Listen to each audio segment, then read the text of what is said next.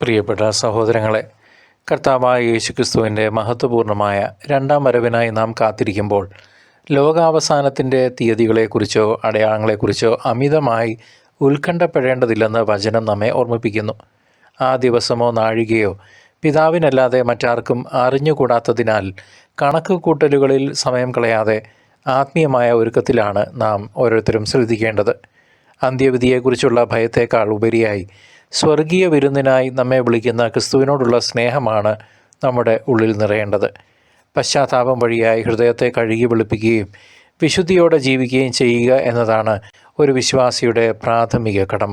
നമ്മുടെ പാപങ്ങളെക്കുറിച്ച് യഥാർത്ഥമായി അനുതപിക്കുകയും ദൈവകരുണയ്ക്കായി യാചിക്കുകയും ചെയ്യുമ്പോൾ നാം അവിടുത്തെ സന്നിധിയിൽ സ്വീകാര്യരായിത്തീരുന്നു. ദാനധർമ്മങ്ങളിലും ഉപവിപ്രവൃത്തികളിലും വ്യാപൃതരാകുന്നതാണ് ക്രിസ്തുവിനെ പ്രസാദിപ്പിക്കാനുള്ള ഏറ്റവും നല്ല മാർഗം. പ്രിയ സഹോദര സഹോദരി, എളിയവരിലും പാവപ്പെട്ടവരിലും വസിക്കുന്ന ദൈവത്തെ തിരിച്ചറിഞ്ഞ് അവർക്കായി നമ്മുടെ ജീവിതം പങ്കുവയ്ക്കാൻ നാം തയ്യാറാകണം. വിശ്വാസത്തിൽ ഉറച്ചു നിൽക്കുകയും പതറാത്ത പ്രത്യാശയോടും കൂടെ ജീവിതത്തിലെ ഓരോ നിമിഷവും ദൈവത്തിന് കാഴ്ചവെക്കുകയും ചെയ്യാം. അഹങ്കാരം വെടിഞ്ഞ് ക്രിസ്തുവിനെ പോലെ വിനീതരാകാൻ നാം പരിശീലിക്കേണ്ടതുണ്ട്. കാരണം വിനീതരെയാണ് അവിടുന്ന് ഉയർത്തുന്നത്.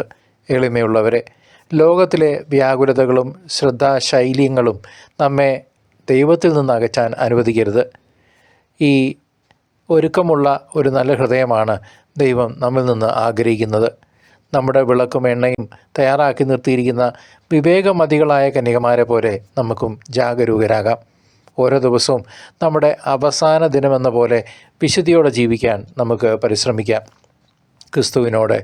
ക്രിസ്തുവിൻ്റെ മേശയിൽ ഒപ്പമിരിക്കാൻ, ആ സ്വർഗീയ വിരുന്നിൻ്റെ മേശയിൽ നമുക്ക് ഇരിക്കാൻ യോഗ്യതയുള്ളവരായി മാറാം. അനുദിന പ്രാർത്ഥനയിലും കൂദാശകളും ശക്തിപ്പെട്ട് ക്രിസ്തുവിനോട് നമുക്ക് ചേർന്ന് നിൽക്കാം. അവിടുത്തെ കൃപാവരം നമ്മെ എല്ലായ്പ്പോഴും വിശുദ്ധിയുടെ പാതയിൽ നയിക്കട്ടെ. നമ്മുടെ ജീവിതം തന്നെ ഒരു പ്രാർത്ഥനയായും ദൈവത്തിന് പ്രസാദകരമായ ബലിയായും തീരട്ടെ. അവിടുന്ന് വരുമ്പോൾ സന്തോഷത്തോടെ അവിടുത്തെ എതിരേൽക്കാൻ നമുക്ക് സാധിക്കട്ടെ. ദൈവത്തിൻ്റെ സമാധാനവും സംരക്ഷണവും നിങ്ങളോടുകൂടെ ഉണ്ടായിരിക്കട്ടെ. കർത്താവ് നിങ്ങളെല്ലാവരെയും സമൃദ്ധമായി അനുഗ്രഹിക്കട്ടെ.